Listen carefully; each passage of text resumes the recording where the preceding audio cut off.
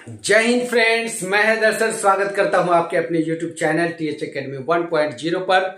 ये वीडियो कितना इम्पोर्टेंट है, अगर आप क्लास 12th का एग्जाम देने वाले हैं तो मैं इसकी व्याख्या नहीं कर सकता कि यह वीडियो कितना इम्पोर्टेंट है आपके लिए, यदि आप क्लास 12th का बोर्ड एग्जाम देने वाले हैं।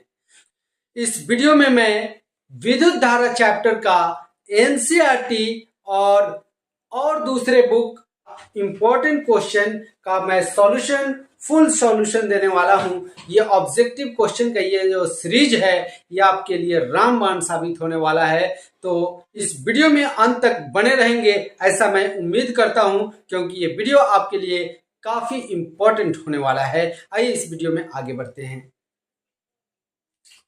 तो जैसे कि यहाँ पे जितना इस व्हाइट बोर्ड पे क्वेश्चन आ पाया है मैंने लिख दिया है। आप निश्चिंत रहें, सारे क्वेश्चन इस वीडियो में आपको मिलेंगे। भले ही ये वीडियो बनाने में मुझे 2 घंटा या 4 घंटा लग जाए, लेकिन ये सारे के सारे इंपॉर्टेंट क्वेश्चन आप तक मैं पहुंचा देने वाला हूं। आइए इस वीडियो में आगे बढ़ते हैं। तो पहला क्वेश्चन है, किसी चालक तार में 3.2 एम्पियर की धारा प्रवाहित हो रही है, तो प्रति सेकंड में प्रवाहित इलेक्ट्रॉनों की संख्या आपको बतानी है। तो दोस्तों आपको एक फॉर्मूला पता होगा कि विद्युत धारा I इक्वल टू होता है Q अपॉन टी। टी इधर भाग में इधर आएगा तो हो जाएगा गुना में, तो आवेश इक्वल टू आई टी, ये आपको फॉर्मूला पता होगा। यहाँ पे धारा का मान दिया है 3.2 और 1 सेकंड में आपको पता करना है, तो ये एम्पियर सेकंड जो होता है ये हो जाता है आवेश, यानी कि 3.2 कूलम्ब आपका आवेश हो गया। यदि आपको इस आवेश में इलेक्ट्रॉनों की संख्या ज्ञात करना है, तो इस आवेश में नंबर ऑफ इलेक्ट्रॉन यदि आपको ज्ञात करने हैं, तो एक कुल आवेश में इलेक्ट्रॉन के आवेश से यदि आप भाग लगा देते हैं तो आपका इलेक्ट्रॉनों की संख्या निकल के आ जाएगा।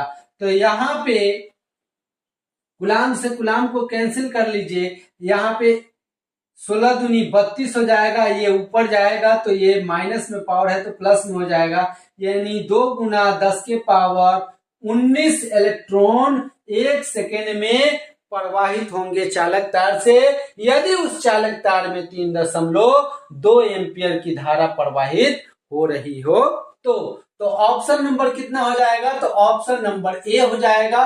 तो इस तरीका से आप इस इंपॉर्टेंट क्वेश्चन को याद रखेंगे, न केवल याद रखेंगे बल्कि कैलकुलेट करना सीखेंगे। आइए अब दूसरे क्वेश्चन पे आते हैं कि वैद्युत धारा घनत्व और संवहन वेग में क्या संबंध होता है। यदि आप उस वीडियो को देखे हैं तो आपको याद होगा कि धारा घनत्व J इक्वल टू NE/VD होता है। धारा घनत्व और संवहन वेग में संबंध, जहां J जो होता है धारा घनत्व होता है, N नंबर ऑफ इलेक्ट्रॉन्स होते हैं, E इलेक्ट्रॉन, और VD जो होता है इलेक्ट्रॉन का संवहन वेग होता है। यदि आपको कम से कम धारा और संवहन वेग में संबंध याद होगा कि धारा NE/VD होता है, ये धारा और संवहन वेग में संबंध होता है, तो आप धारा घनत्व आसानी से निकाल सकते हैं, क्योंकि धारा घनत्व इक्वल टू धारा अपॉन चालक के अनुप्रस्थ काट का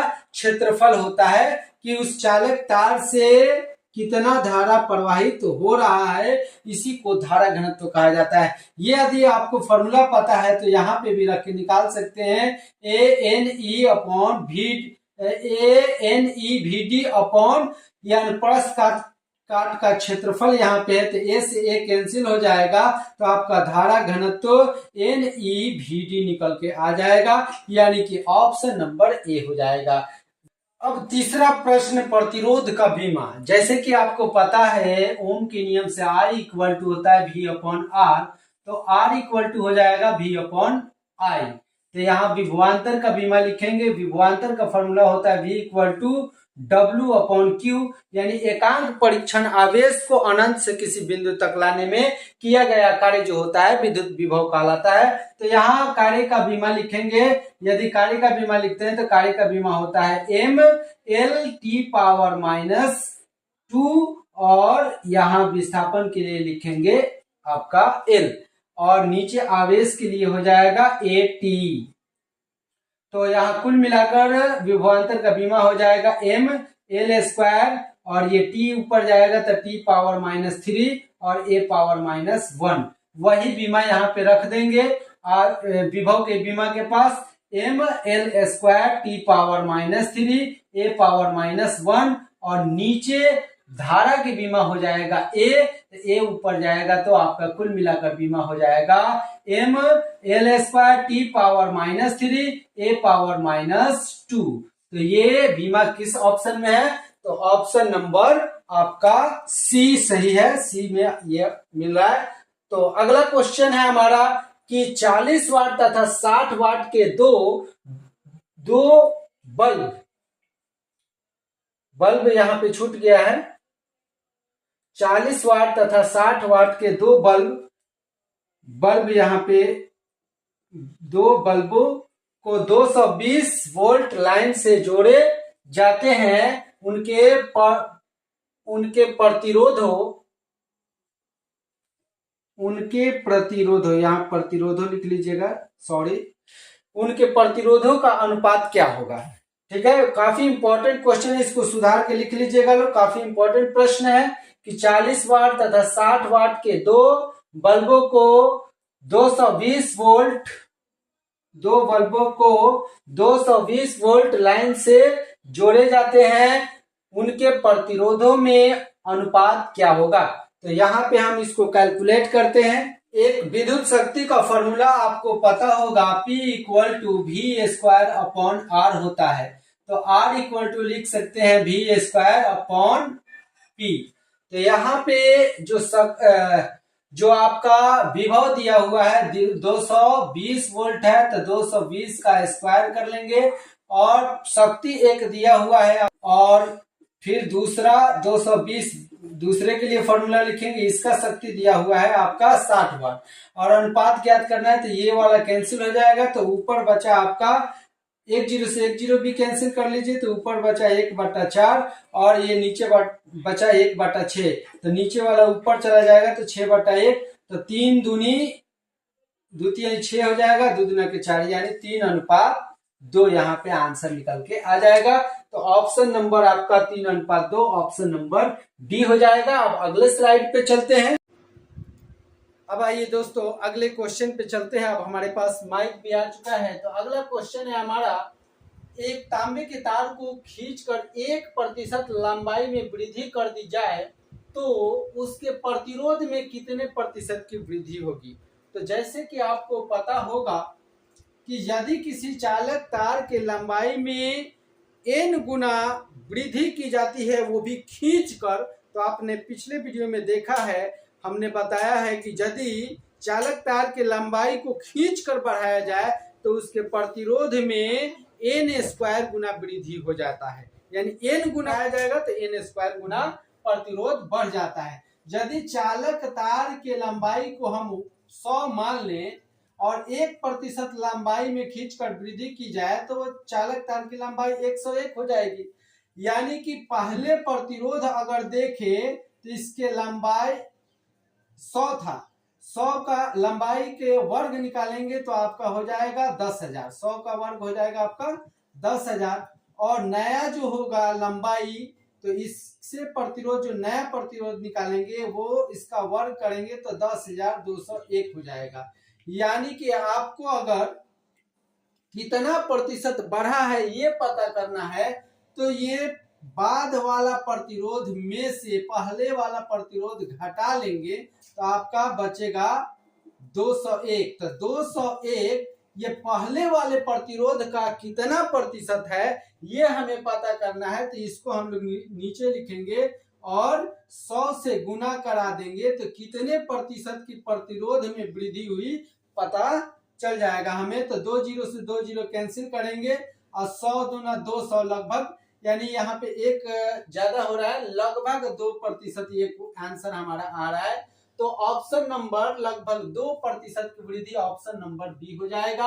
अब आइए चलते हैं अगले प्रश्न संख्या 6 पर। 50 ओम प्रतिरोध के धात्विक तार के लंबाई को खींचकर 2 गुनी कर दी दो गुनी कर देते हैं तो उसका नया प्रतिरोध क्या होगा। तो अभी अभी मैंने बताया कि यदि किसी चालक तार की लंबाई को खींच कर n गुना कर दिया जाता है तो उसके प्रतिरोध में n स्क्वायर गुना वृद्धि हो जाता है। तो यहाँ n का वैल्यू दिया है 2, यानी 2 गुनी खींचा जाता है चालक तार को, तो उसका नया प्रतिरोध जो होगा r डैश, यानी 2n का स्क्वायर r हो जाएगा, यानी पुराना प्रतिरोध। तो n का मान दिया है 2, तो 2 का स्क्वायर यानी 4, और पुराना प्रतिरोध प्रश्न में दे रखा है 50 ओम। तो 50 ओम से यहाँ पे गुना कराएंगे तो आपका 50 चौका 200 हो जाएगा, 200 ओम। ये नया प्रतिरोध आपका निकल के आएगा, यानी ऑप्शन नंबर डी आपका सही आंसर होगा। अब आइए दोस्तों चलते हैं अगले क्वेश्चन नंबर 7 पे। क्वेश्चन नंबर 7 हमारा कह रहा है कि एक 100 वाट और 220 वोल्ट के बल्ब को 110 वोल्ट के सप्लाई से जोड़ा जाता है, तब बल्ब में व्यय होने वाली शक्ति क्या होगी, ये आपको बताना है। जैसे कि आपको पता होगा एक शक्ति का फॉर्मूला होता है P equal to V square upon R. इसको दोस्तों लिख सकते हैं R equal to V square upon P. अगर इस रेशियो को लें, इसी फॉर्मूला को लें और रेशियो बराबर करें तो आसानी से हम लोग शक्ति निकाल सकते हैं। जैसे कि 220 वोल्ट के को हम लोग यहाँ पे लिख देंगे 220 वोल्ट, और इसके संगत शक्ति को हम लोग नीचे लिख देंगे फॉर्मूला के अनुसार 100 वाट, और यहाँ पे वर्ग किया है तो वर्ग कर लेंगे, और बराबर, क्योंकि इसी बल्ब को अब दूसरे वोल्टेज के साथ जोड़ा जा रहा है तो हम रेशियो को क्या करेंगे, बराबर करेंगे। यहाँ पे वोल्टेज दे रखा है आपका 110 वोल्ट, और इसका वर्ग कर लेंगे, और इसका संगत जो शक्ति जो व्यय हो रहा है उसको ज्ञात करना है, तो इसको x कर लेते हैं। आप देख पा रहे होंगे कि 110 को 2 टाइम्स में काटेंगे तो 220 कट जाएगा, लेकिन यहाँ पे 110 2 बार है और 220 भी 2 बार है, तो इसको यदि हम पूरे को काटें तो 4 बार में ये पूरा कटेगा। अब इसको बाय क्रॉस मल्टीपल यदि हम करते हैं तो 4x इक्वल टू 100 वाट हो जाएगा, और यहाँ पे 4 टाइम्स में कट जाएगा, 25 चौका 100 हो जाएगा, यानी कि आपका आंसर निकल के आएगा 25 वाट, जो कि ऑप्शन नंबर कहाँ दे रखा है, तो ऑप्शन नंबर सी में दे रखा है। चलते हैं दोस्तों अगले क्वेश्चन पे। तो अगला क्वेश्चन हमारा है कि समांतर क्रम में जुड़े 10 ओम के दो प्रतिरोधों का तुल्य प्रतिरोध क्या होगा। यानी समांतर क्रम में जोड़ा गया है 10 ओम के दो प्रतिरोधों को। तो जैसे कि दोस्तों आपको पिछले वीडियो में मैंने बताया है कि समांतर क्रम सम्मोहन के लिए यह फॉर्मूला यूज किया जाता है 1/Rp equal to 1/R1 plus 1/R2 और डैश डैश, जितना भी प्रतिरोधक अगर समांतर क्रम में जुड़े हों तो इसी क्रम में हम उसे जोड़ते जाएंगे।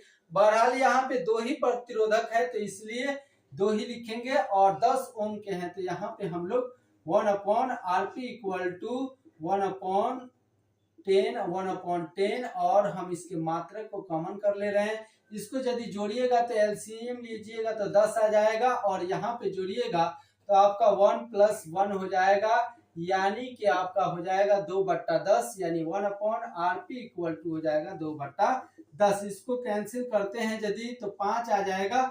अब यहाँ पे जब पक्षांतर करेंगे तो 1/Rp को जो ऊपर ले जाएंगे तो इधर वाला भी पलट के क्या हो जाएगा 5 ओम हो जाएगा। तो आपका समतुल्य प्रतिरोध निकल कर आया है 5 ओम। ऑप्शन नंबर डी आपका सही आंसर हो जाएगा। अब लास्ट क्वेश्चन देखते हैं दोस्तों, लाइट कट गया है, जल्दी से देख लेते हैं। दो प्रतिरोध R तथा 2R एक विद्युत परिपथ में समांतर क्रम में जुड़े हैं। R तथा 2R से उत्पन्न ऊष्मीय ऊर्जा का अनुपात आपको ज्ञात करना है। यानी 2 प्रतिरोधक है। डायग्राम यहाँ पे समझ लेते हैं एक बार। यहाँ पे मान लीजिए ये 2 प्रतिरोधक हैं, ये यहाँ पे मान लिया R, और नीचे यहाँ पे एक और प्रतिरोधक का डायग्राम बना ले रहे हैं, ये 2R, ये 2R और ये R समांतर क्रम में एक परिपथ में जुड़े हैं। इन प्रतिरोधकों के कारण उत्पन्न ऊष्मीय ऊर्जा का अनुपात आपको ज्ञात करना है। मान लीजिए कोई I धारा यहाँ से प्रवाहित हो रही है, तो जब इस बिंदु A पर आएगी तो यह धारा 2 भागों में बट जाएगी, क्योंकि यह प्रतिरोधक जो हैं समांतर क्रम में जुड़े हुए हैं। तो यहाँ पे मान लीजिए एक धारा को I1 नाम दे दिया, दूसरे को I2 नाम दे दिया, लेकिन यहाँ अगर इस बिंदु को B मान ले तो इन दोनों बिंदुओं के बीच का विभव जो होगा पोटेंशियल जो होगा वो समान होगा, क्योंकि ये दोनों बिंदुओं के बीच में ये प्रतिरोधकों को संयोजित किया गया है। तो आप समझ पा रहे होंगे कि यहां से धारा दो भागों में बढ़ जा रही है और इन दोनों बिंदुओं के बीच का विभव जो है एक ही है और इस प्रतिरोधक का प्रतिरोध R और इसका 2R है। तो जैसे कि आपको ओम के नियम से पता होगा कि I = V/R होता है, तो इस फॉर्मूला में यदि ये पहले परिपथ के लिए हम मान रखें तो I1 = V/R हो जाएगा। तो V आपका हो जाएगा I1R। और यही वहीं पे दूसरे परिपथ के लिए अगर देखें, इसको समीकरण 1 कर लीजिए, तो दूसरे परिपथ के लिए आपका V क्योंकि दोनों का विभव एक ही है, V = I2/2R हो जाएगा। दूसरा प्रतिरोध जो है 2R है। तो ये जब एक पक्ष आपस में बराबर है तो दूसरा पक्ष बराबर करते हैं, तो I2 × 2R और यहाँ पे I इधर गुना में इधर आएगा भाग में, तो आपका हो जाएगा I/I2 = 2R/R। अब आइए हम चलते हैं जूल के ऊष्मीय नियम से। आपको पता होगा कि हीट का फॉर्मूला जो होता है H = I² होता है हीट के लिए फॉर्मूला।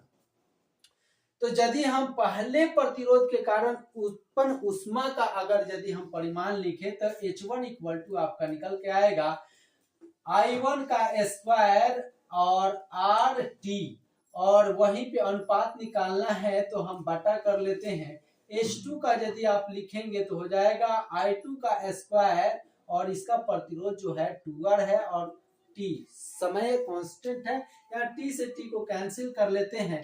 यदि ये दोनों पर स्क्वायर है और इसका अनुपात H1/H2 ज्ञात करना है तो I1/I2 दोनों के वर्ग को एक ही में लिख लेंगे और ये हो जाएगा R/2R। अब यहाँ पे एक काम कीजिएगा, I1/I2 का वैल्यू इस यहां से हम पुट करेंगे 2R R और इसका वर्ग कीजिएगा और यहाँ गुना में है R2R। तो 2R यहाँ 2 टाइम्स है, एक बार में ये स्क्वायर कट जाएगा और यहाँ पे R² यहाँ पे जो है 2 टाइम्स है तो ये कट जाएगा, कैंसिल हो जाएगा और बचेगा यहाँ पे 2 बचेगा। और यहाँ R से R जब कैंसिल हो जाएगा आपका तो ऊपर बच जाएगा आपका 2 और नीचे बच जाएगा 1, यानी कि 2:1 आपका आंसर हो जाएगा और यह ऑप्शन नंबर बी आपका हो जाएगा। दोस्तों मिलते हैं आप अगले स्लाइड पे क्वेश्चन नंबर 10 के साथ।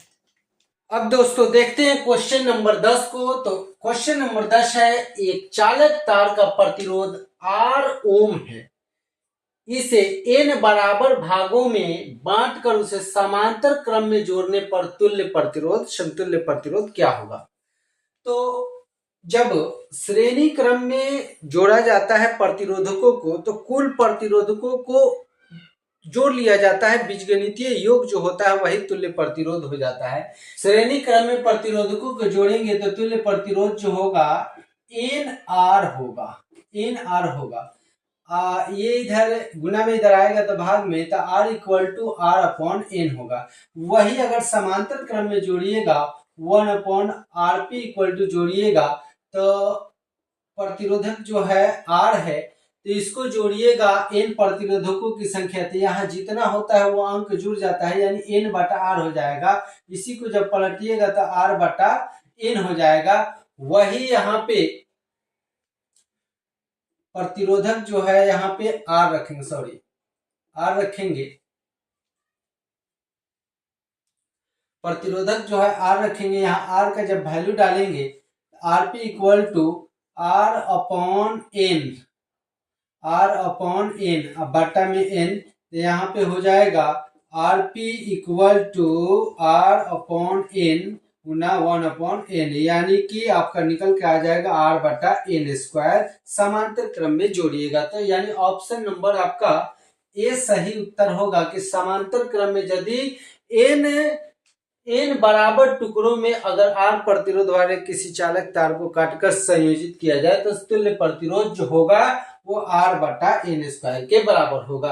अगला हमारा प्रश्न है, एक प्राथमिक सेल का विद्युत वाहक बल इतना है। प्राथमिक सेल का विद्युत वाहक बल जो दिया है वो E बराबर दिया है 2.4 वोल्ट।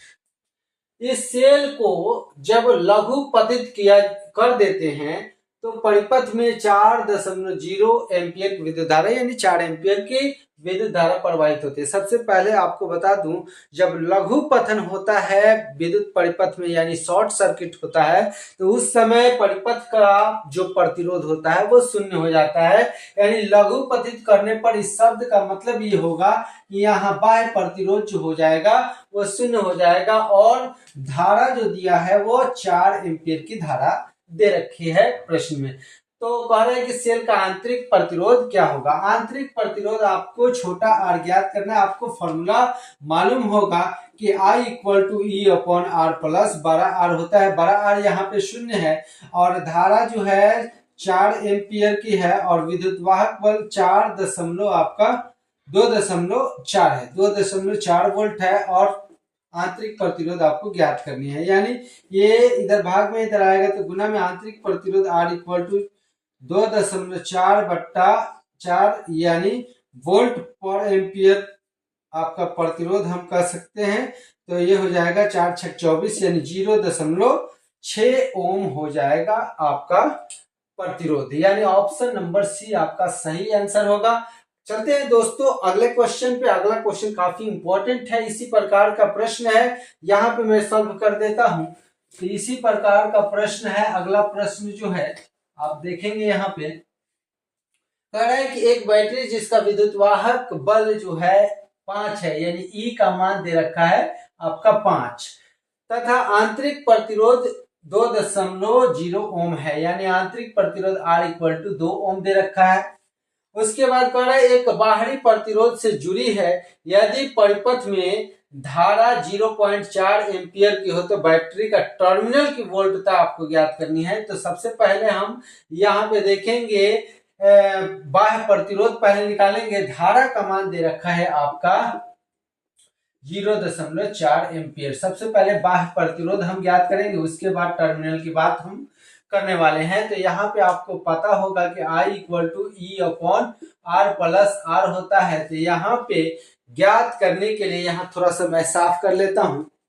सबसे पहले इसको ज्ञात करना है, बाह्य प्रतिरोध को इधर कर लेंगे तो ये आ जाएगा R+R, ये इधर गुना में इधर भाग में चला जाएगा यानी E/I हो जाएगा। अब हम कैलकुलेट करते हैं, बाह्य प्रतिरोध हमें ज्ञात करने हैं तो इसका वैल्यू रखेंगे तो ऊपर हो जाएगा 5 और नीचे आपका हो जाएगा I यानी कि I का वैल्यू दे रखा है 0.4 और उसके बाद हमारा बाह्य प्रतिरोध ज्ञात करना है। आंतरिक प्रतिरोध इधर जाकर माइनस होगा तो आंतरिक प्रतिरोध 2 जाके इधर माइनस होने वाला है। यहाँ दशमलव हटाने के लिए हम यहाँ पे ऊपर 0 बैठाएंगे और काटेंगे तो हो जाएगा 25 और ये नीचे हो जाएगा 2 यानी 25/2 यानी कि आपका 12.5 में से 2 घटेगा तो आपका 10.5 आपका निकल के आया बाह्य प्रतिरोध। लेकिन ये यहाँ पे ज्ञात नहीं करना है, हमें बैटरी के टर्मिनल की वोल्टता ज्ञात करनी है यानी कि बैटरी से जो धारा कुल जो वोल्टेज उत्पन्न हो रहा है उसका वैल्यू ज्ञात करना है। तो उसका वैल्यू ज्ञात करने के लिए ये परिपथ का बाह्य प्रतिरोध चाहिए और परिपथ में धारा चाहिए। तो परिपथ का बाह्य प्रतिरोध हमारा निकल चुका है और धारा जो है 0.4 एम्पियर का प्रवाहित होता है। तो ओम के नियम से V = होता है IR।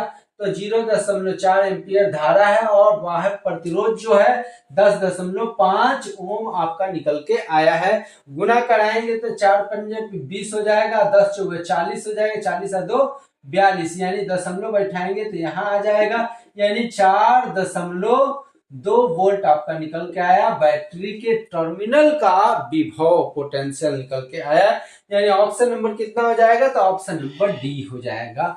आई होप आप समझ पाए होंगे। अंतिम क्वेश्चन देखते हैं, किरचॉफ्स का धारा नियम एक्चुअली याद रखिएगा, धारा नियम को ही बिंदु नियम या जंक्शन नियम भी कहा जाता है या किरचॉफ का पहला नियम कहा जाता है। यह आवेश संरक्षण सिद्धांत पे आधारित होता है, ठीक है। और दूसरा नियम, किरचॉफ का दूसरा नियम जो होता है वह जो होता है ऊर्जा संरक्षण सिद्धांत पे आधारित होता है। किरचॉफ के दोनों नियम आई होप, मैं उम्मीद करता हूं कि आप पढ़े होंगे। मिलते हैं दोस्तों अगले स्लाइड पे, आप क्वेश्चन नंबर 14 देखेंगे।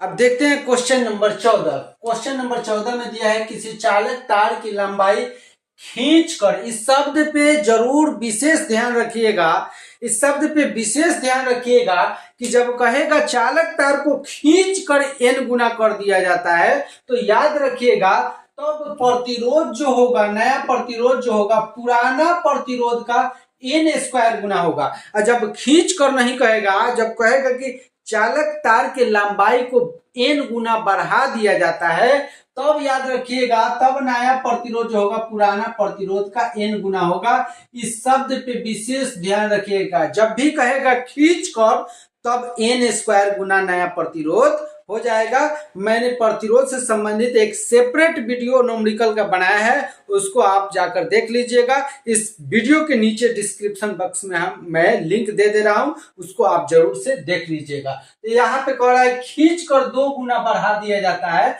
तो नया प्रतिरोध कितना गुना हो जाएगा, तो 2 का स्क्वायर कीजिएगा, तो 2 का स्क्वायर कीजिएगा तो 4 गुना हो जाएगा, यानी कि नया प्रतिरोध कितना गुना बढ़ जाएगा, तो 4 गुना। ऑप्शन नंबर सी हो जाएगा। वहीं पे अगला क्वेश्चन है, जब ताप में वृद्धि होता है तो किसी चालक तार का प्रतिरोध किस प्रकार से प्रभावित होता है। तो याद रखिएगा जितना टेम्परेचर चालक तार का बढ़ता है उतना ही प्रतिरोध बढ़ता चला जाता है, धारा का उतना ही ज्यादा विरोध होता है, यानी कि चालक तार का ताप बढ़ने पर प्रतिरोध बढ़ता है। ऑप्शन नंबर सी, ये इंपॉर्टेंट क्वेश्चन है, याद रखिएगा। अगला क्वेश्चन है विद्युत परिपथ के किसी बिंदु पर सभी धाराओं का बीजीय योग क्या होता है, तो शून्य होता है। ये किरचॉफ का बिंदु नियम है या इसको संधि नियम कहिए या जंक्शन रूल कहिए। ये किरचॉफ का पहला नियम है कि किसी बिंदु पर किसी पॉइंट पर मिलने वाली सभी धाराओं का बीजीय योग शून्य होता है। और इस नियम में याद रखिएगा बिंदु पर आने वाली धारा को धनात्मक और बिंदु से जाने वाली धारा को ऋणात्मक माना जाता है, और ये आने वाली धारा जाने वाली धारा के बराबर होती है, इसलिए इनका बीजीय योग शून्य होता है। ये किरचॉफ का पहला नियम है, ठीक है। तो अगला क्वेश्चन है, आपको 1 ओम के 3 प्रतिरोध दिए गए हैं, इनके संयोजन से न्यूनतम प्रतिरोध प्राप्त किया जा सकता है, यानी कम से कम जब 1 ओम के 3 प्रतिरोध जब संयोजित कैसे किया जाएगा कि कम से कम प्रतिरोध प्राप्त होगा, तो और वो कितना होगा। तो यदि 1 ओम के 3 प्रतिरोधकों को आप श्रेणी क्रम में जोड़ेंगे तो 3 ओम हो जाएगा, और यदि समांतर क्रम में आप जोड़ेंगे तो क्या हो जाएगा 1/1 1/1 यानी आपका हो जाएगा यहाँ पे 3 1/Rp इक्वल टू हो जाएगा 3/1 ओम। लेकिन इसी को पलट दीजिएगा क्योंकि ये यहाँ पे पलट जाएगा समांतर क्रम में, तो आपका हो जाएगा 1/Rp इक्वल टू हो जाएगा, इधर वाला पलट जाएगा 3/1 पलट के हो जाएगा 1/3 ओम, यानी न्यूनतम ये हो जाएगा। अधिकतम कहता तो 3 ओम होता, तो न्यूनतम कह रहा है तो ऑप्शन नंबर क्या हो जाएगा डी। अगर अधिकतम कहता तो 3 ओम हो जाता। लास्ट प्रश्न है इस स्लाइड का, किलोवाट घंटा, काफी इंपॉर्टेंट, कई बार एग्जाम में आया है कि किलोवाट घंटा किसका मात्रक होता है। तो याद रखिएगा ये विद्युत ऊर्जा का मात्रक होता है, क्योंकि 1 किलोवाट घंटा बराबर 1 यूनिट होता है और यूनिट में ही विद्युत ऊर्जा को काउंट किया जाता है। तो किलोवाट घंटा जो है यह ऊर्जा का मात्रक होता है। चलिए आइए अगले स्लाइड पे क्वेश्चन नंबर 19 देखते हैं। अब आइए क्वेश्चन नंबर 19 देखते हैं। एक तार में 1 माइक्रो एम्पियर की धारा प्रवाहित हो रही है। यदि इलेक्ट्रॉन पर 1.6 गुना 10 के पावर -19 कूलम आवेश है तो तार में प्रति सेकेंड प्रवाहित इलेक्ट्रॉनों की संख्या आपको बतानी है। जैसे कि आपको एक फॉर्मूला मालूम होगा कि I इक्वल टू Q/T होता है, तो Q इक्वल टू हो जाएगा IT। तो सबसे पहले हम आवेश निकालेंगे, तो आवेश निकालेंगे Q इक्वल टू, तो धारा दे रखा है 1 micro ampere 1 micro ampere, micro का मतलब 10⁻⁻6 हो जाएगा, और समय दे रखा है 1 second. 1 micro second, micro ampere second को कूलाम कहते हैं। तो आवेश आपका निकल के आ जाएगा 10⁻⁻6 कूलाम। अब आप एक फॉर्मूला जानते हैं, Q इक्वल टू NE। आवेश इक्वल टू किसी भी वस्तु में कुल आवेश कितना विद्यमान है, एक इलेक्ट्रॉन के आवेश में यदि कुल इलेक्ट्रॉनों से गुना कर देते हैं तो उस पदार्थ में निहित कुल आवेश का पता चल जाता है। तो इस फॉर्मूला का इस्तेमाल हम लोग करने वाले हैं। तो ये नंबर ऑफ इलेक्ट्रॉन्स ज्ञात करने हैं, तो Q अपॉन E। आपका कुल आवेश आया है 10⁻⁻6। एक इलेक्ट्रॉन का आवेश यहाँ पे 1 बैठा लीजिए, और यहाँ पे 1.6 गुना 10⁻⁻19 हो जाएगा। 19 कूलाम है, ये ऊपर जाएगा। यहाँ पे दशमलव हटाएंगे तो 10/16 हो जाएगा, और ये ऊपर जाएगा तो आपका 10 के पावर प्लस में 13 बचेगा। ये क्योंकि माइनस में 6 है, और ये -19 ऊपर जाएगा तो प्लस में 13 बचेगा। और यहाँ पे जब आप भाग लगाइएगा तो 0.625 आएगा, और यहाँ पे है 10 के पावर प्लस 13, यानी 0.625 गुना 10 के पावर 13 इलेक्ट्रॉन प्रति सेकंड प्रवाहित होंगे चालक से। कब? जब उस चालक से 1 माइक्रो एम्पियर की धारा प्रवाहित हो रही हो तो यहाँ पे ऑप्शन नंबर ए हो जाएगा।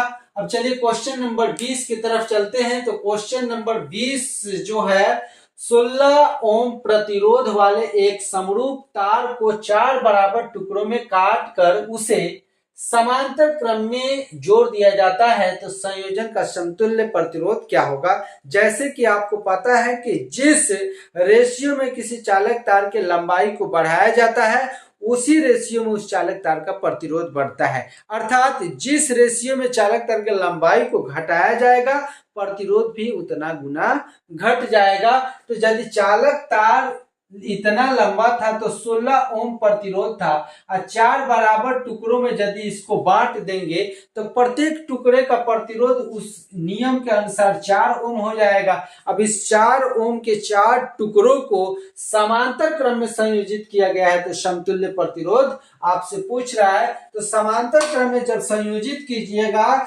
4 ओम के प्रतिरोध, 4 प्रतिरोधकों को, तो आप इस प्रकार संयोजित कर सकते हैं 1/4, क्योंकि 1/Rp इक्वल टू आपका हो जाएगा 1/4 प्लस 1/4 प्लस 1/4।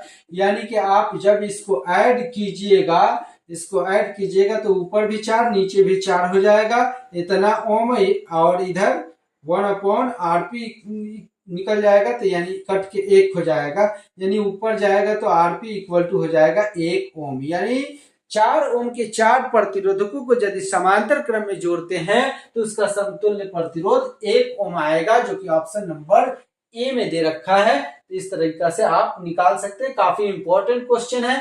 उसके बाद क्वेश्चन नंबर 21 कह रहा है कि एक अर्धचालक को T1K से T2K तक ताप, T1K से T2K के ताप तक ठंडा किया जाता है, तो इसका प्रतिरोध क्या होगा? आप याद रखिएगा, चालक तार को गर्म करने पर उसका प्रतिरोध बढ़ता है, जबकि अर्धचालक को गर्म करने पर उसका प्रतिरोध घटता है और चालकता बढ़ता है। चालक तार अर्धचालक को गर्म करने से ही वह चालक के जैसा व्यवहार करने लगता है, यानी कि उसकी प्रतिरोधकता घटती है। तो यहाँ याद रखिएगा, यह ठंडा करने के बाद कह रहा है, तो जब गर्म किया जाता है तो प्रतिरोध घटता है, तो ठंडा किया जा रहा है तो प्रतिरोध बढ़ेगा। प्रतिरोध यहाँ पे क्या होगा? बढ़ जाएगा इसका। कब? जब ठंडा किया जाएगा तब। अब अगला क्वेश्चन नंबर 22 देखते हैं कि विभवमापी के तार की लंबाई बढ़ा देने पर संतुलन बिंदु प्राप्त होता है। तो संतुलन बिंदु विभवमापी के तार की लंबाई बढ़ाने पर जितना अधिक बढ़ेगा, यानी अधिक लंबाई पर संतुलन बिंदु प्राप्त होता है। चलते हैं अगले क्वेश्चन पे। तो क्वेश्चन नंबर आपका हो जाएगा 23 नंबर क्वेश्चन है कि कार्बन प्रतिरोध में कलर कोड लाल रंग का मान क्या होता है? मैंने लाल रंग के कलर कोड का मान क्या होगा? तो मैं आपको इसके लिए काफी फनी ट्रिक बताया था, उस ट्रिक को यदि आप याद रखते हैं और ये सब कलर कोड भूल भी गए हैं, आपको याद नहीं है, सिर्फ आप ट्रिक याद रखे हैं, तो चुटकियों में आप निकाल सकते हैं। जैसे कि मैंने बताया था आपको ट्रिक कि कभी लाना पिया हरा नीला बैगनी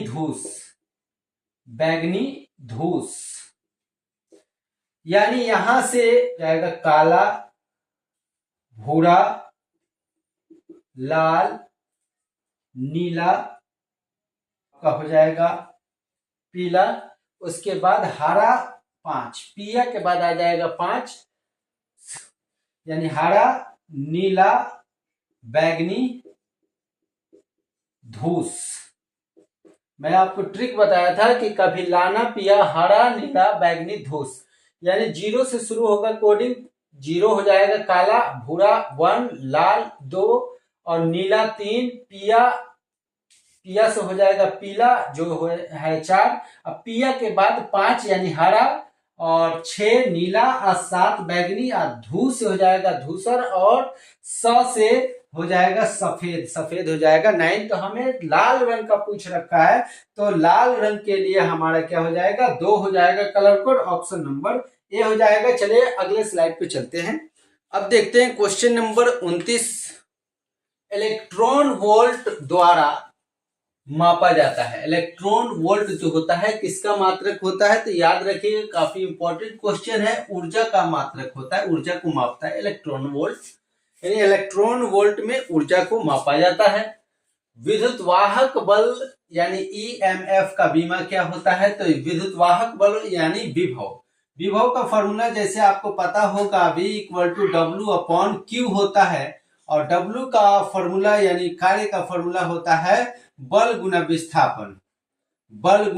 विस्थापन हो जाएगा F/S।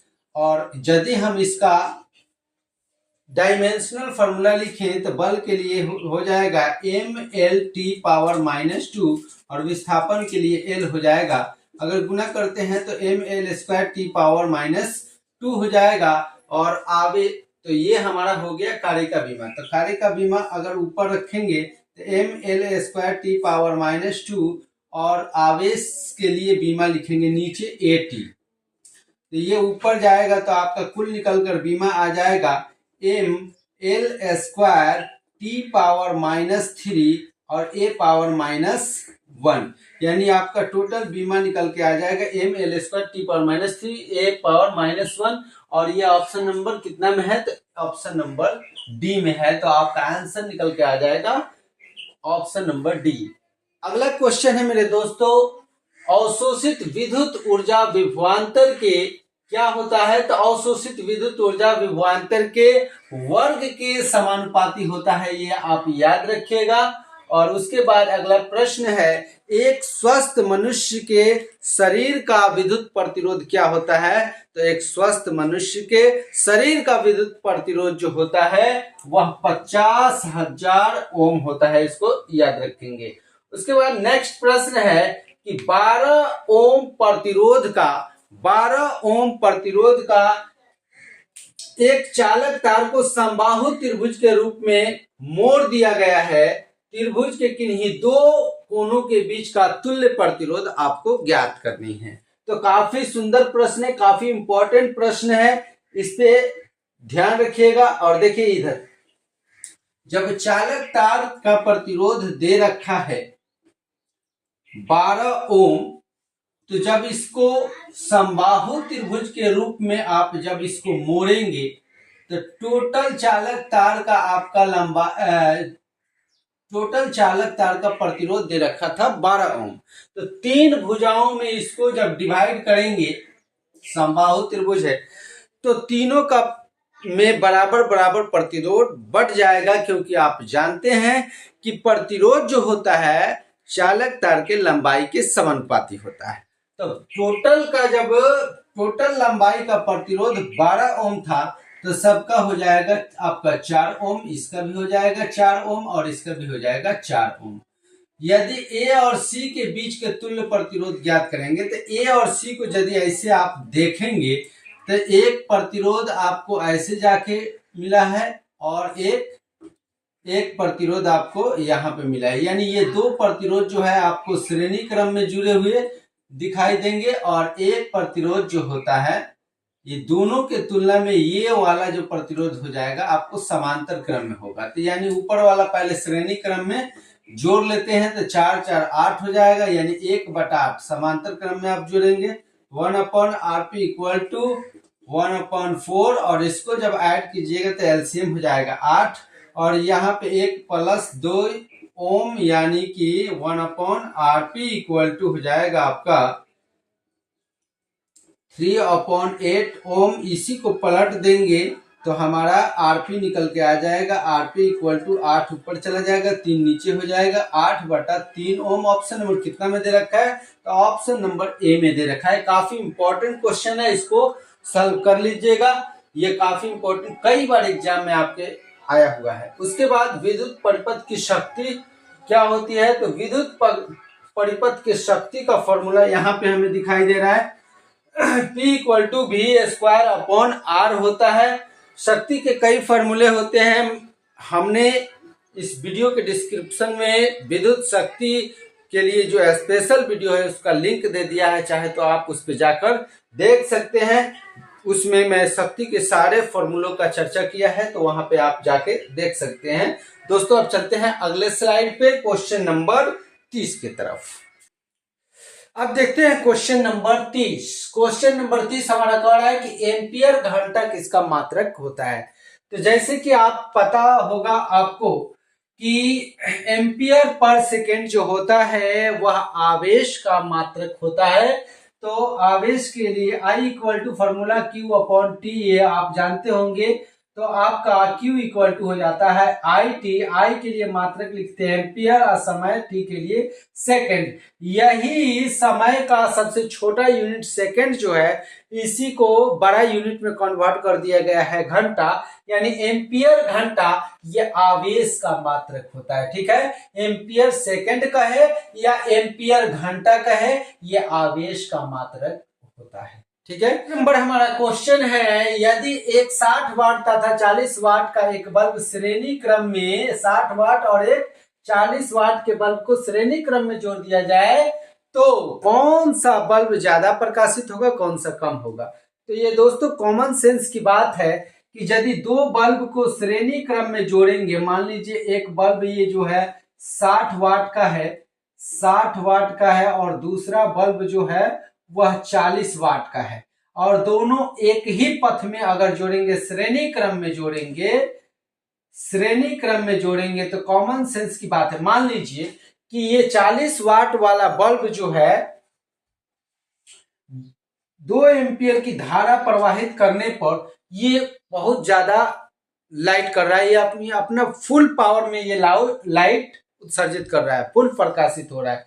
और वहीं पे इसके लिए ये जो 60 वाट वाला बल्ब होगा, इसके लिए यह धारा कम हो जाएगा, तो यह पूर्ण रूप से प्रकाशित नहीं हो पाएगा।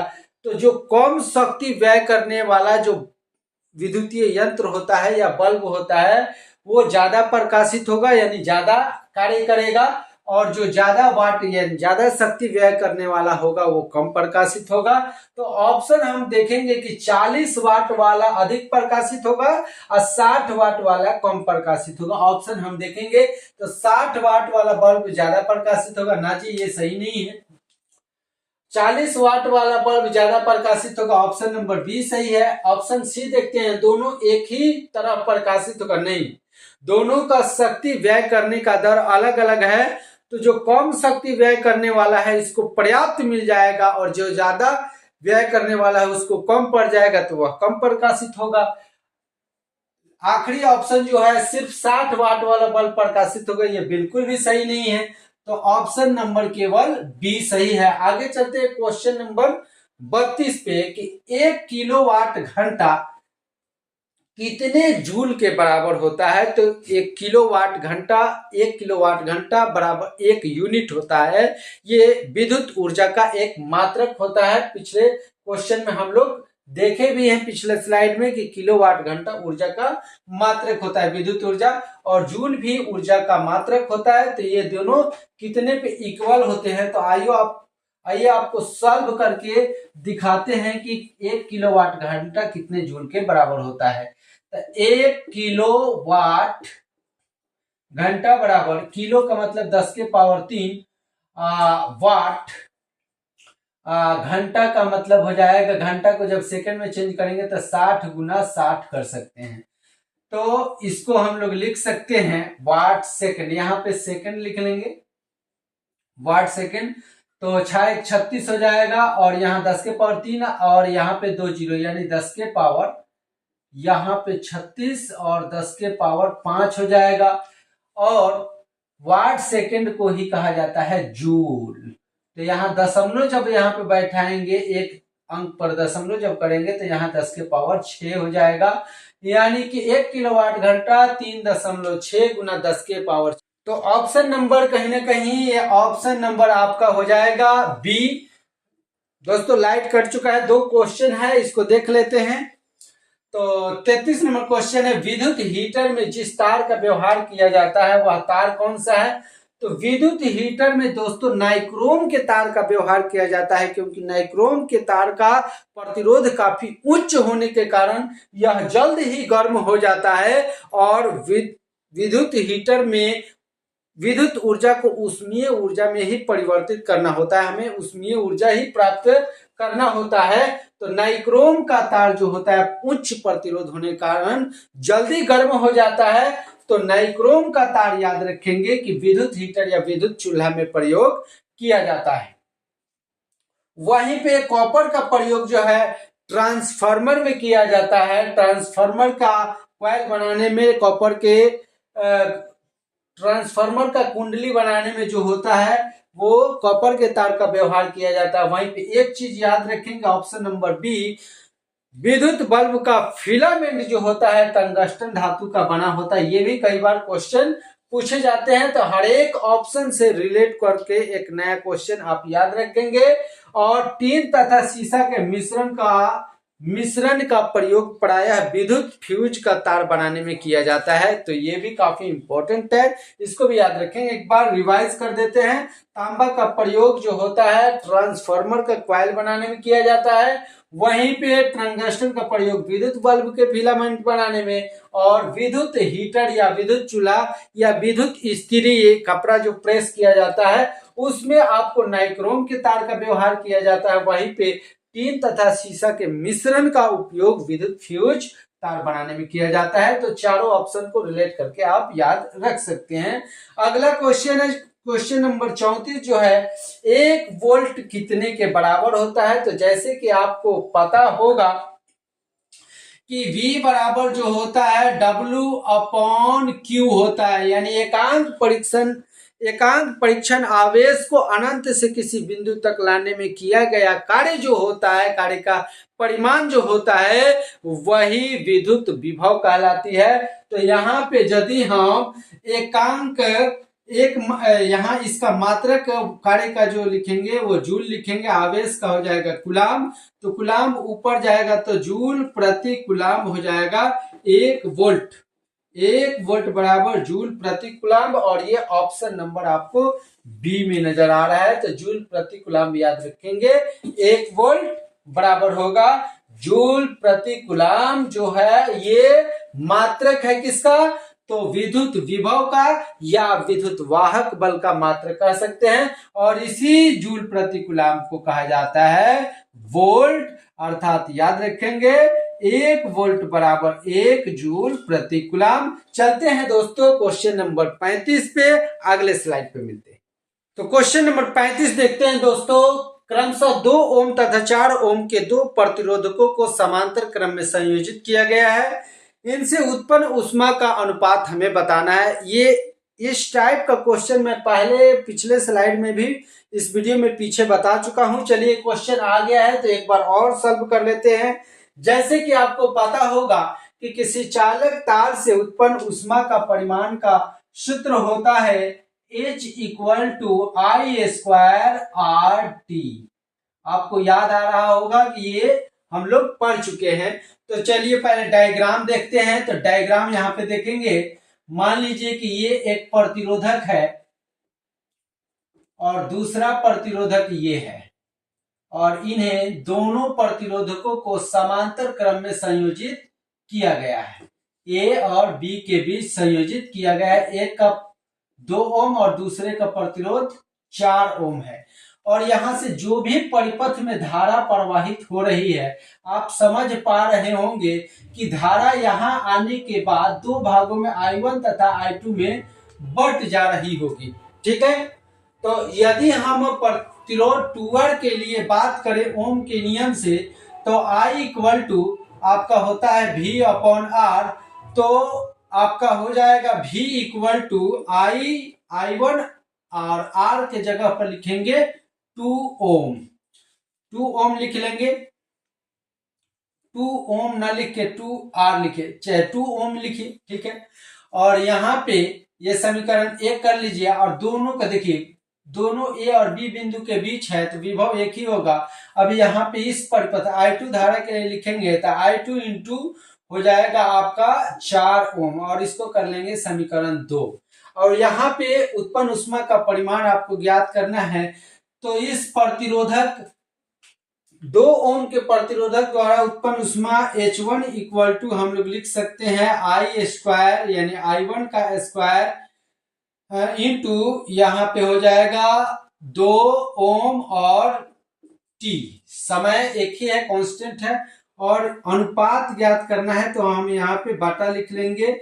यहाँ पे I2 का स्क्वायर हो जाएगा और यहाँ पे 4 ओम हो जाएगा। उसके बाद T से T कैंसिल हो जाएगा। आइए यहाँ पे वैल्यू भरने से पहले देखिए, यहाँ पे जब भी एक पक्ष बराबर है तो दूसरा पक्ष भी आपस में क्या होगा, बराबर होगा। तो लिख सकते हैं यहाँ पे, इस चीज को थोड़ा सा इधर समझ लेते हैं। यहाँ पे चलिए यहाँ पे देख लेते हैं, यहाँ पे समझ लेते हैं इस चीज को कि ये दोनों पक्ष बराबर होगा, यानी I1 इंटू 2 ओम बराबर हो जाएगा I2 इंटू 4 ओम। तो ये I2 जो है I1 की तरफ आएगा तो I1 अपॉन I2 बराबर हो जाएगा 4 अपॉन 2। यहां से ओम को कैंसिल कर लेंगे और ये कैंसिल करेंगे तो 2, यानी 2/1 हो जाएगा। तो अब यहाँ पे वैल्यू जब रखेंगे तो ये इसका भी स्क्वायर है, I1 का भी स्क्वायर है, I2 का भी स्क्वायर है, यानी I1 अपॉन I2 का वैल्यू 2/1 रखेंगे तो 2/1 स्क्वायर है तो स्क्वायर कर लेंगे। यहाँ ओम से ओम कैंसिल कीजिए और ये है 2/4। यहाँ पे 2 का स्क्वायर करेंगे तो 4 से ये 4 कैंसिल हो जाएगा तो बचा 2/1, यानी 2:1 आपका सही अनुपात निकल के आएगा, जो ऑप्शन नंबर ए में आपका सही अनुपात दे रखा है। अब देखते हैं दोस्तों क्वेश्चन नंबर 36। 60 वाट 40 वाट के दो बल्ब यदि श्रेणी क्रम में जोड़ दिए जाएं तो उनकी सम्मिलित शक्ति क्या होगा। तो श्रेणी क्रम में जोड़े गए किसी विद्युतीय यंत्र का सम्मिलित शक्ति के लिए फॉर्मूला होता है आपका सम्मिलित शक्ति P1 plus P2 equal to आपका हो जाएगा, यानी सम्मिलित शक्ति P इक्वल टू हम लोग लिख सकते हैं P1 into P2 upon P1 plus P2। तो यहाँ पे यदि जोड़ेंगे तो ये हो जाएगा एक 60 वाट और एक 40 वाट, गुना करा लेंगे और नीचे जोड़ लेंगे 60 और 40 को जोड़ लेंगे, 60 वाट प्लस 40 वाट को यहाँ पे जोड़ लेंगे। और तो ये हमारा हो जाएगा आपका हो जाएगा, ऊपर हो जाएगा 2400 और नीचे हो जाएगा 100। तो 2 0 से 2 0 कैंसिल, तो आपका आंसर निकल के आएगा 24 वाट। तो 24 वाट ऑप्शन नंबर बी में दे रखा है, तो सही आंसर होगा हमारा बी। और अगला क्वेश्चन है क्वेश्चन नंबर 37 का रहा है कि 1.5 वोल्ट ईएमएफ यानी एक सेल का विद्युत वाहक बल जो दे रखा है आपका 1.5 वोल्ट दे रखा है। कह रहा है कि सेल के सीधे 0.05 ओम के प्रतिरोध से जोड़ दिया गया है, यानी परिपथ का बाह्य प्रतिरोध जो दे रखा है 0.05 ओम दे रखा है, दिया गया है। यदि परिपथ में 2 एम्पियर की धारा प्रवाहित होती है, यानी धारा आपका दे रखा है 2 एम्पियर की, तो सेल का आंतरिक प्रतिरोध यानी छोटा r का मान आपको ज्ञात करना है। तो जैसे कि आपको फॉर्मूला पता होगा, यहाँ पे मैं सॉल्व कर दे रहा हूँ। तो यहाँ देख लेते हैं दोस्तों, आप फॉर्मूला जानते होंगे कि I equal to E upon R plus R होता है। यहाँ वैल्यू जब रखेंगे, हमको आंतरिक प्रतिरोध ज्ञात करना है, तो ये इधर भाग में इधर कर लेंगे, गुना में हो जाएगा, यानी कि इसको लिख सकते हैं R plus R equal to E upon I। अब यहाँ पे वैल्यू जब रखेंगे तो इसका वैल्यू हमारा है, बाह्य प्रतिरोध दिया है 0.05, 0.05 दे रखा है, तो इसको हम लोग लिख सकते हैं 5 बटा आपका हो जाएगा 100 हो जाएगा यहाँ पे, और ई दे रखा है 1.5 वोल्ट, और आपका धारा दे रखा है 2 एम्पियर, वोल्ट पर एम्पियर ओम हो जाएगा। और इधर इसको जब उस साइड भेजेंगे तो माइनस होगा, तो छोटा आर निकल के आएगा हमारा, यहाँ पे इसको लिख सकते हैं 15/20, और ये आ जाएगा इधर 5 एकम 5 और 20 पच्चे 100, तो यहाँ पे लिख सकते हैं 1/20, ये 20 उधर चला जाएगा माइनस में। अब एलसीएम लेंगे तो आपका हो जाएगा 20, 15 में से 1 घटाएंगे तो आपका निकल के आएगा 14 हो जाएगा, और इसको हम लोग यहाँ पे काम करते हैं 7/10 लिख सकते हैं, यानी कि सॉल्व करेंगे तो 0.7 ओम आपका आंतरिक प्रतिरोध निकल के आया है, जो कि ऑप्शन नंबर आपको ए में दिखाई दे रहा है। तो उम्मीद करते हैं आप समझ गए होंगे। अगले क्वेश्चन की ओर चलते हैं दोस्तों। अगला क्वेश्चन है कि 5 ओम प्रतिरोध के एक तार से जिसका विभवांतर 7 वोल्ट है, 20 मिनट तक धारा प्रवाहित होती है, तो उत्पन्न ऊष्मा का परिमाण आपको बताने हैं। तो आइए फिर से हम इसको सॉल्व करते हैं। यहीं पे इसको पहले हम साफ कर लेते हैं। तो जैसे कि आपको पता होगा कि उत्पन्न ऊष्मा का परिमाण I² इक्वल टू RT होता है। तो यहाँ पे हमारा चालक तार का प्रतिरोध दे रखा है 5 ओम, और वोल्टेज दे रखा है 7 वोल्ट। तो ओम के नियम से आपका I इक्वल टू हो जाएगा V अपॉन R, यानी कि 7/5 एम्पियर की धारा हो जाएगी, और वहीं पे टाइम दे रखा है आपका 20 मिनट। तो मिनट को यदि आप सेकंड में चेंज करते हैं तो आप इसमें 60 से गुना कराएंगे तो 1200 सेकंड आपका निकल के आ जाएगा। अब हम लोग निकालते हैं उष्मीय ऊर्जा। तो उष्मीय ऊर्जा आपका हो जाएगा I², इस फॉर्मूला में रखेंगे तो यहाँ पे लिख सकते हैं 7/5 का स्क्वायर है, तो 2 टाइम्स इसको लिख देंगे, और यहाँ पे प्रतिरोध हो जाएगा, ये 1200 सेकंड टाइम है, और ये हमारा निकल के आएगा आपका जूल में। तो कैंसिल करेंगे तो 5 से 5 कैंसिल हो जाएगा, 5 से यहाँ कैंसिल करेंगे तो 2 टाइम्स, और उसके बाद 5 × 20 यानी 240 आ जाएगा। अब यहाँ पे जो हमारा ऊर्जा निकल के आया है उष्मीय ऊर्जा, ये आपका होगा 7 × 7 × 240 जूल। लेकिन हमको आंसर यहाँ पे दे रखा है कैलोरी में। तो दोस्तों मैं बता दूं आपको, यहाँ पे आंसर चेंज कर दे रहा हूं, चूंकि 1 कैलोरी बराबर 4.2 जूल होता है। आप याद रखेंगे, तो जब कैलोरी में चेंज करेंगे इसको, कैलोरी में जब इसको चेंज करेंगे तो जो दिया गया मान है उसमें हम 4.2 से गुना कराएंगे। तो 4.2 से जब गुना कराएंगे तो ये हमारा कैलोरी में निकल के आएगा उसमें ऊर्जा। तो 7 × 6 42 हो जाएगा, और यहाँ काटेंगे तो 6 × 4 24, और यहाँ पे दशमलव के बदला में ये 0 आपका, तो यहाँ पे दशमलव के लिए यहाँ पे एक 0 लगा देंगे, पहले से एक 0 है, तो हो जाएगा 7 × 4 28, और 2 0 का 2 0, यानी 2800 कैलोरी आपका आंसर निकल के आ रहा है, यानी कि ऑप्शन नंबर डी आपका सही उत्तर हो जाएगा। अगला क्वेश्चन है दोस्तों, इस स्लाइड का आखिरी क्वेश्चन 39 नंबर क्वेश्चन है, विशिष्ट प्रतिरोध जिसे प्रतिरोधकता भी कहा जाता है, ये किसी चालक तार का विशिष्ट गुण होता है। तो विशिष्ट प्रतिरोध का मात्रक यहाँ पे पूछ रहा है, तो ओम मीटर हो जाएगा। आप इसको लैंग्वेज में भी याद रखेंगे, ओम मीटर। ये कई बार क्वेश्चन पूछ चुका है, ये काफी इंपॉर्टेंट क्वेश्चन है, ओम मीटर, इसको याद रखेंगे। और यहीं पे एक और मैं बता दूं कि प्रतिरोध का मात्रक यदि पूछे तो ओम होगा, विशिष्ट प्रतिरोध यानी प्रतिरोधकता का मात्रक पूछे तो आपका ओम मीटर हो जाएगा। विशेष ध्यान रखिएगा। अब मिलते हैं अगले स्लाइड पे।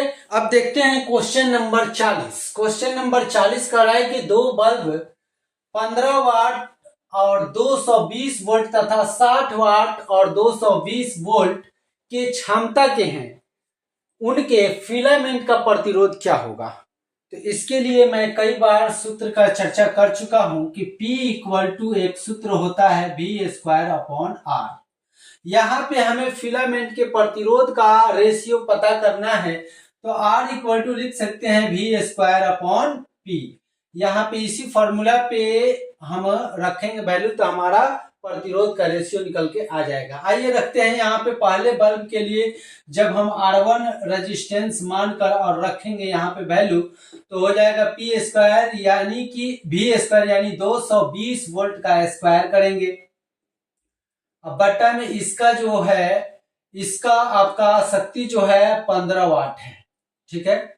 और फिर से जब हम रेशियो रखें, फिर से वोल्टेज उतना ही है 220 वोल्ट का स्क्वायर, और इसका शक्ति जो है आपका 60 वाट का है।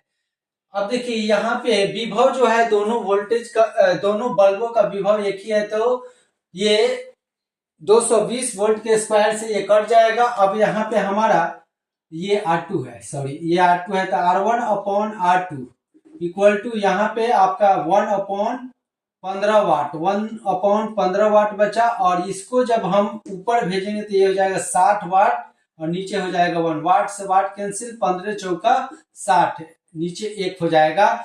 4/1 यानी 4:1 आपका प्रतिरोधों का अनुपात निकल के आया है फिलामेंट का। तो ऑप्शन नंबर हमारा हो जाएगा ऑप्शन नंबर बी। अगला क्वेश्चन है क्वेश्चन नंबर 41। क्वेश्चन नंबर 41 जो है, क्वेश्चन नंबर 41 यहाँ पे स्क्रीनशॉट ले लीजिएगा बढ़िया से। क्वेश्चन नंबर 41 जो है, 10 एम्पियर की धारा एक तार से 10 सेकेंड तक प्रवाहित होती है, तार का विभवांतर 15 वोल्ट हो तो समरूप कार्य बताइए क्या होगा। तो आपको एक फॉर्मूला मालूम होगा कि किसी चालक तार में यदि धारा प्रवाहित हो रही तो उसके द्वारा किया गया कार्य जो होता है वो हो जाएगा VIT। एक फॉर्मूला होता है VIT, यानी विभव और धारा और सेकंड के गुणनफल के बराबर कार्य होता है। वही चीज यहाँ पे वैल्यू रख देंगे। तो आपका दे रखा है विभव है 15 वोल्ट और धारा आपका दे रखा है 10 एम्पियर और समय है 10 सेकेंड। तो यहाँ पे आपका कार्य यानी निकल के आ जाएगा 10×100 में 15 से गुना करेंगे तो 1500 जूल आपका कार्य होगा। यानी ऑप्शन नंबर आपका सही आंसर हो जाएगा। अगला प्रश्न है क्वेश्चन नंबर 42 कह रहा है कि लंबाई L तथा 2L के तांबे के दो तारों को के प्रतिरोध क्रमशः R और 2R है, उनके विशिष्ट प्रतिरोधों का अनुपात क्या होगा। तो आइए एक फॉर्मूला पे हम लोग चर्चा करते हैं। रो इक्वल टू फॉर्मूला होता है RA/L। ये फॉर्मूला शायद आपको पता होगा। तो यहाँ विशिष्ट प्रतिरोधों के अनुपात यदि पता करना है, मान लीजिए ये हो गया R1, तो इस यहाँ अनुपात पता करना है तो R1 अनुपात R2 का, सॉरी ρ1 अनुपात ρ2 का यहाँ पे वैल्यू रखेंगे। तो पहले विशिष्ट प्रतिरोध के लंबाई क्या होगा, प्रतिरोध दिया है R, लंबाई और अनुप्रस्थ काट का क्षेत्रफल कांस्टेंट है यानी RA/L लिख सकते हैं। और दूसरे विशिष्ट प्रतिरोध के लिए प्रतिरोध जो है 2R है और यहाँ पे ये कांस्टेंट है, लंबाई भी 2L है। तो 2 से 2 कट जाएगा तो नीचे बचा RA/L, ऊपर भी RA/L, ये तो पूरा कैंसिल हो जाएगा। तो ρ1/ρ2 का अनुपात 1/1 यानी कि 1:1 आपका सही आंसर निकल के आ रहा है, जो कि ऑप्शन नंबर सी में दे रखा है। लास्ट क्वेश्चन है इस स्लाइड का, दो सेलों को जिनके विद्युतवाहक बल क्रमशः E1 और E2 है, आंतरिक प्रतिरोध R1 और R2 है, समांतर क्रम में जोड़ा जाता है, इनका समतुल्य विद्युतवाहक बल का व्यंजक क्या होगा। तो समतुल्य विद्युतवाहक बल का जो व्यंजक होने वाला है वो आपका हो जाएगा ऑप्शन नंबर आपका बी हो जाएगा, सही आंसर निकल के आएगा। E1 × R2 plus E2 × R1 plus R1 plus R2 आपका सही आंसर निकल के आएगा। अब लास्ट स्लाइड पे हम देखते हैं क्वेश्चन नंबर 44 से 50 तक, ये अंतिम स्लाइड देखते हैं। तो दोस्तों पहुंच चुके हैं अब इस वीडियो के अंतिम पड़ाव पे और हमारे सामने क्वेश्चन नंबर 44 है। क्रिकहॉफ का दूसरा नियम पालन करता है। तो जैसे कि आपको पता है कि क्रिकहॉफ का प्रथम नियम जो होता है आवेश संरक्षण सिद्धांत, जबकि दूसरा नियम ऊर्जा संरक्षण सिद्धांत का पालन करता है। तो आप याद रखेंगे क्रिकहॉफ का दूसरा नियम जो है ऊर्जा संरक्षण सिद्धांत का पालन करेगा। वह क्वेश्चन नंबर 45 है परिपथ की विद्युत शक्ति। तो ये प्रश्न पहले भी आ चुका है जिसमें आपका आंसर था V² लेकिन यहाँ पे ऑप्शन देखिएगा तो I² इंटू R या VI या V² ये तीनों के तीनों सभी जो है विद्युत शक्ति को निरूपित करने वाले सूत्र हैं। तो यहाँ पे ऑप्शन नंबर हो जाएगा डी, इनमें से सभी। क्वेश्चन नंबर 46 का है कि विद्युत का सबसे अच्छा चालक क्या है। तो आपको पता ही है कि विद्युत का सबसे अच्छा चालक जो होता है वो चांदी होता है, सिल्वर होता है। तो ऑप्शन नंबर सी आपका आंसर हो जाएगा। आवेश का बीमा यहाँ पे पूछ रहा है तो आवेश का बीमा हो जाएगा AT, क्योंकि आवेश का फॉर्मूला होता है I होता है Q/T, तो Q हो जाएगा IT। और आपको पता है कि विद्युत धारा के लिए बीमा A या I लिखा जाता है और समय के लिए T लिखा जाता है। तो आवेश का बीमा हो जाएगा AT। वहीं पे विभव मापी का कार्य क्या है, अगला क्वेश्चन है। तो विभव मापी का कार्य यहाँ पे लिखा गया है दो सेलों के विद्युत वाहक बलों की तुलना करना। तो जी हाँ, ये सही बात है कि विभवमापी द्वारा दो सेलों के विद्युत वाहक बलों की तुलना की जाती है। ऑप्शन नंबर बी में लिखा हुआ है सेल का विद्युत वाहक बल ज्ञात करना। जी हाँ, ये भी सही है कि विभवमापी द्वारा किसी सेल का विद्युत वाहक बल की गणना की जाती है, ज्ञात की जाती है। ऑप्शन नंबर सी में लिखा हुआ है प्रतिरोधों की तुलना करना। जी हाँ, विभवमापी द्वारा प्रतिरोधों की तुलना की भी की जाती है। तो ऑप्शन नंबर डी यहाँ पे सही हो जाएगा, यानी इनमें से सभी कार्य जो है एक विभवमापी द्वारा किए जाते हैं। अगला क्वेश्चन नंबर 49 जो है 1 वाट जो होता है निम्न में से किसके बराबर होगा। तो 1 वाट जो होगा 1 जूल प्रति कूलम। ऑप्शन नंबर ये 1 जूल प्रति कूलम, ये ऑप्शन ए और बी सेम हो गया है और इसी के बराबर होगा 1 जूल प्रति कूलम के बराबर होता है 1 वाट। अब आते हैं दोस्तों इस वीडियो के अंतिम क्वेश्चन पे। एक डायग्राम यहाँ पे दे रखा है और इस डायग्राम में आप देखेंगे कि 2 एम्पियर की धारा प्रवाहित हो रही है।